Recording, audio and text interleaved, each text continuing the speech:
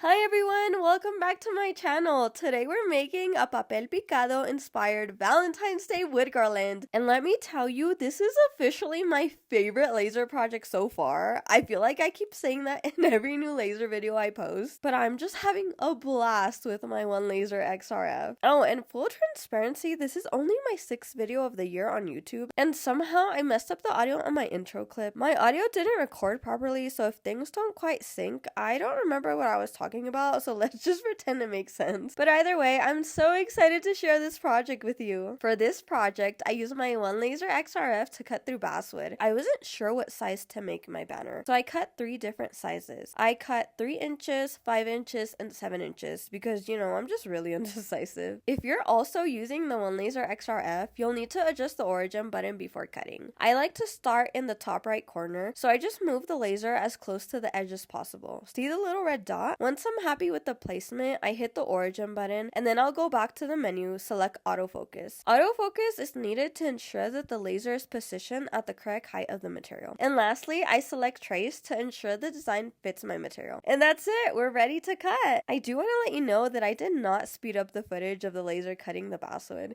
This part is so satisfying to watch. I love Papel Picado so much. Growing up, Papel Picado was always a part of my family's celebration. Whether it was someone's birthday, Dia de los Muertos, weddings, or our pueblito's fiesta, I remember watching my tias hang up the most beautiful Papel Picado. And to me, it always meant something special was happening. So when I started crafting, I knew I wanted to keep that tradition alive, but with my own twist. Instead of paper, I'm making this out of wood so I can use it year after year. And since I'm making it on my one laser, the cleanup will be so fast. I remember making Papel Picado on my Cricut, and for starters, it would take forever to cut. And then cleaning out my sticky mats, let's not go there. I'm just so happy that we're making this wood garland with my one laser XRF. And look at how stunning my cuts turned out. Each size looks so stunning. The one laser XRF cut through the wood so fast. I'm still working on the force settings, so I did get some burn marks, but honestly, I'm going to paint over them anyway. And Monse will wake up any minute now, so I wasn't about to sit there and adjust the settings. I will figure that part out later. Okay, but now for the real struggle. Which size do I go with? They all look so cute. First, we have the 7-inch. It's not too bad. I think normally Papel Picado is about 10 inches, so it is a little smaller than usual, but it looks pretty good. Oh, and look at the tiny 3-inch heart. It looks adorable.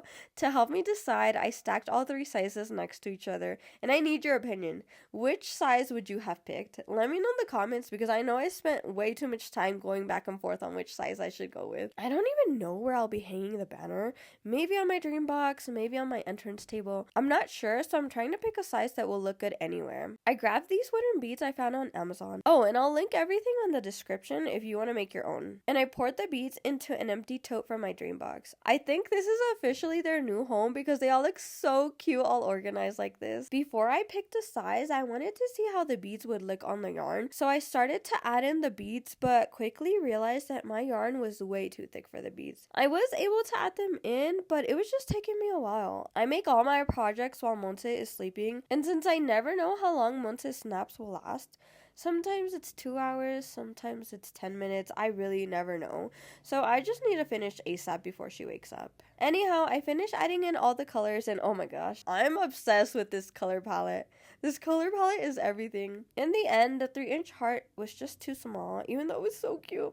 And I felt like the 5-inch heart looked the best with the wooden beads. And I sent a few more to cut on my one laser. Once they were all done cutting, we moved on to my favorite part, painting. I used my Ohuhu paints in pearl red, bright red, and baby pink to keep that classy Valentine's Day color scheme. I painted 2 hearts in each color since we had a total of 6 hearts.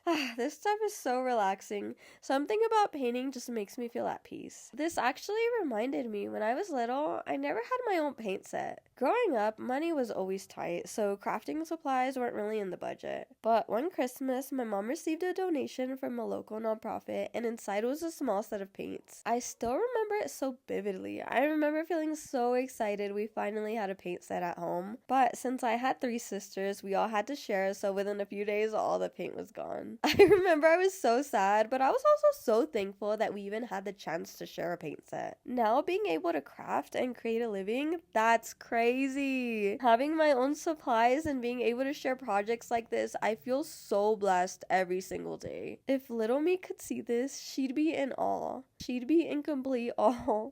It's just crazy how life works sometimes. For the bead pattern, I went from white to light pink to dark red, adding 6 beads in between each heart. And let me tell you, watching the colors slowly transition was so satisfying. I had to stop and admire it for just a second. I also organized this super cute because I was also filming a reel for Instagram. If you don't already follow me on Instagram, you should totally check out my page. If you follow me on Instagram, you might remember this exact same Papel Picado design from last year.